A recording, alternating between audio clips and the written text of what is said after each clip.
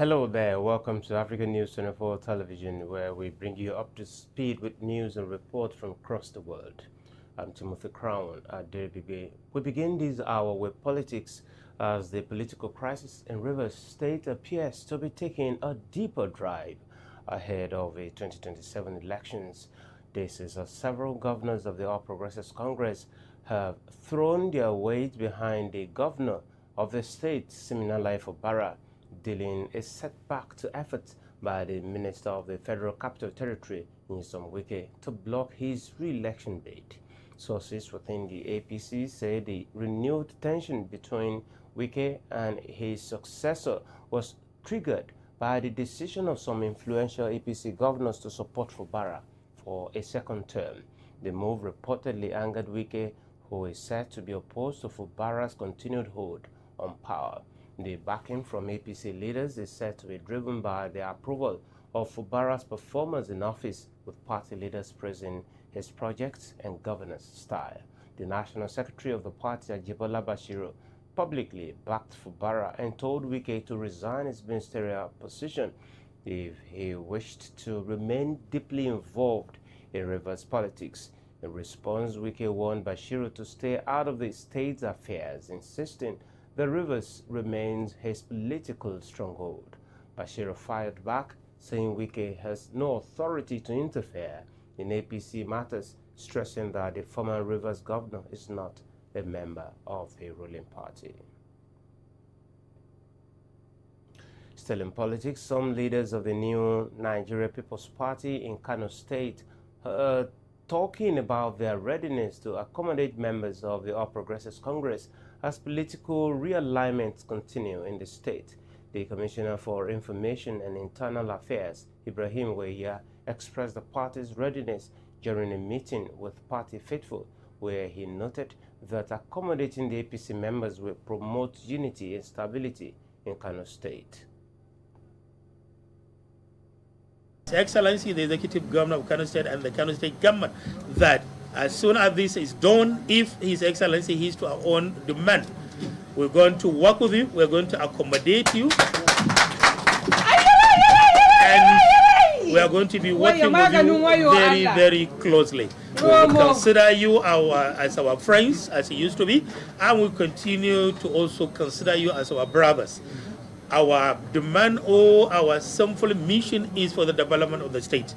We want to join hands with you to ensure that Kano excel and to ensure that Kano is properly repositioned in its own rightful position, so that we could be able to leverage on number of opportunities through special interventions at the federal government. I want to assure you on behalf of His Excellency, the Executive Governor of Kano. Written to the Senate, seeking confirmation of 21 nominees for the boards of the Nigerian Upstream Petroleum Regulatory Commission and the Nigerian Midstream and Downstream Petroleum Regulatory Authority. In a statement by the President's Special Advisor on Information and Strategy, Bayo Onanuga, the President announced that former Senator Magnus has been nominated as Chairman of the NUPRC Board. Other nominees include former petroleum and labor officials, as well as new and returning executive commissioners covering finance, exploration, production, regulation, and corporate services. In a separate letter, the President nominated energy expert and lawyer Adegbite Adeniji as chairman of the NMDPRA board. The nominations are subject to Senate confirmation. In other news, the senior pastor of Mountain of Liberation and Miracles Ministries, Chris Okafor, has failed to honor a police invitation over allegations of multiple rape and other offenses. The cleric was asked to report to the State Criminal Investigation Department, Kwanti, Lagos, by 10 a.m. on Monday to appear before the Deputy Commissioner of Police in charge of the unit. However, police sources confirmed that he did not show up, despite earlier assurances that he would. An officer at the SCID disclosed that emissaries allegedly contacted the police requesting more time on Okafor's behalf and promising that he would still present himself. Police also revealed that none of the alleged victims or witnesses have reported to the SCID so far, although the command says adequate security has been provided and their identities will be fully protected. Still security-related, troops of the Nigerian Army have arrested an associate of a notorious criminal kingpin and recovered a cache of ammunition during a raid in Taraba State. The operation, conducted following credible intelligence on the movement of armed criminals terrorizing local communities, led to the seizure of several rounds of ammunition and other paraphernalia linked to recent criminal activities. The suspect was apprehended after an exchange of information between operatives and local informants. Security sources stated that the arrest and recovery are expected to disrupt the operations of the criminal network in the region.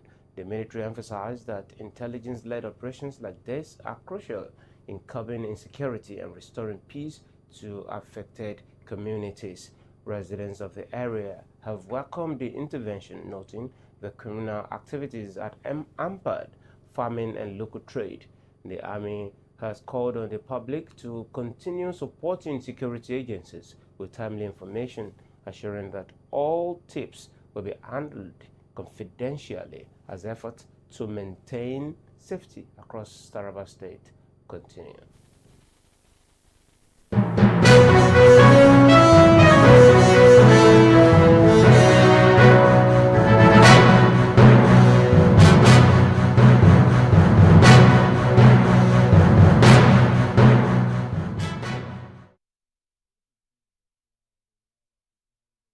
On a positive note, recording further appreciation against the United States dollar at the official foreign exchange market. According to data released by the Central Bank of Nigeria, the local currency traded at 1,429 naira 30 kobo to the dollar on Monday, reflecting a gain of 1 naira 54 kobo. This marks a 0.1% appreciation compared to the previous trading session on Friday, January the 2nd, 2026, when the Naira exchanged at 1,430 Naira 84 kobo to the dollar. The latest movement underscores a sustained improvement in the performance of the Naira at the official window, signaling relative stability in the foreign exchange market. Market watchers attribute the continued appreciation to ongoing monetary reforms and improved confidence in the foreign exchange system, even as stakeholders continue to monitor broader economic indicators. In other news, Dangote Petroleum Refinery has warned that petrol prices in Nigeria could rise to as much as 1,400 naira per litre if the country continues to rely solely on imported fuel and does not fully leverage domestic refining capacity. The refinery made a remark while denying claims making the round that it had shut down operations, stressing that production remains ongoing and stable. The refinery highlighted its role as a critical stabilizing force in the downstream petroleum market, noting that without local refining, price pressures would intensify, especially in a post-subsidy environment. It reiterated that locally refined petrol, available at an ex-gantry price of around 699 naira per litre, helps moderate pump prices and conserve foreign exchange. The company also reaffirmed its commitment to ensuring steady fuel supply and supporting Nigeria's energy security, urging marketers and consumers to prioritize locally refined products over imports. And on the foreign scene, United States Vice President James Vance has confirmed that an attacker attempted to break into his home in Ohio, describing the suspect as a crazy person. Vance disclosed the incident in a post on X, noting that the individual tried to gain entry by hammering on the windows of the residence.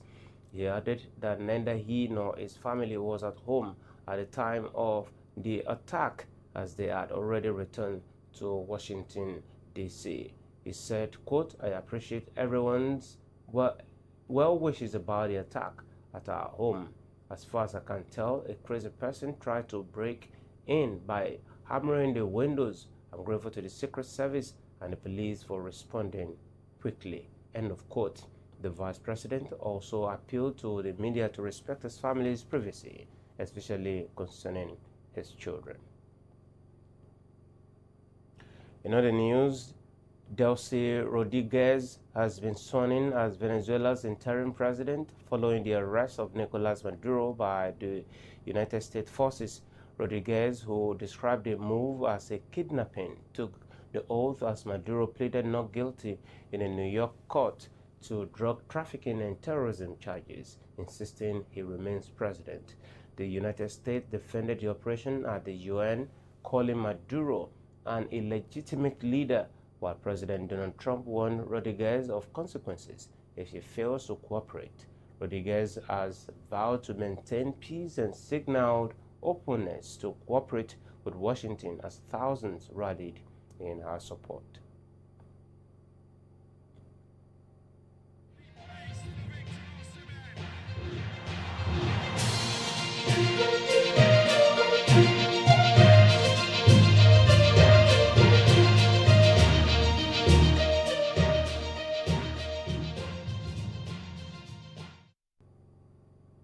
Welcome to Sport and to some cherry news for Nigerians. The Super Eagles of Nigeria have booked a place in the quarterfinals of the 2025 African Cup of Nations after a commanding 4-0 victory over Mozambique in their last 16 clash on Monday night. The encounter, played at the Complex Sportif de Fez in Morocco, saw Nigeria assert dominance early, with Ademola Lookman opening the scoring in the 20th minute. The winger calmly steered the ball into the top corner following a well-timed square pass from Akko Adams. Victor. From football to boxing, former world heavyweight champion Anthony Joshua is considering retirement from boxing following a fatal car crash in Nigeria that claimed the lives of 2 members of his team.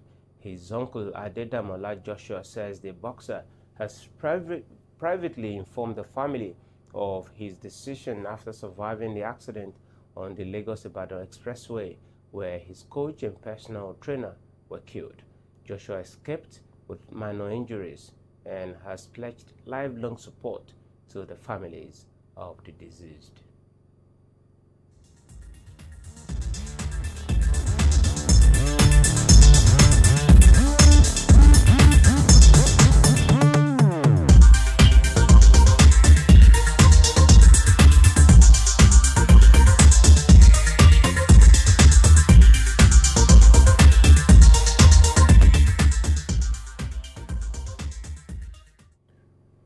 And in entertainment, popular Nollywood actresses Funke Akindele and Toyin have once again proven their box office power as their latest films record massive earnings in Nigerian cinemas. Funke Akindele's Behind the Scenes has grossed an impressive 1.7 billion naira, cementing its place as one of the highest-grossing Nollywood movies in recent times. The film has continued to draw large audiences, with many praising its storyline, production quality, and Funke's signature delivery. On our part, Toyin Abraham's Oversabi Auntie has raked in 711 million naira in just 18 days, an achievement that highlights the actress' strong fan base and growing influence in the industry. Fans have taken to social media to celebrate the milestones, applauding Funke Akindele and Toyin Abraham for raising the bar and flying the flag for female-led productions. A Nigerian entertainer, Peller, has revealed plans to go back to school to improve his English fluency.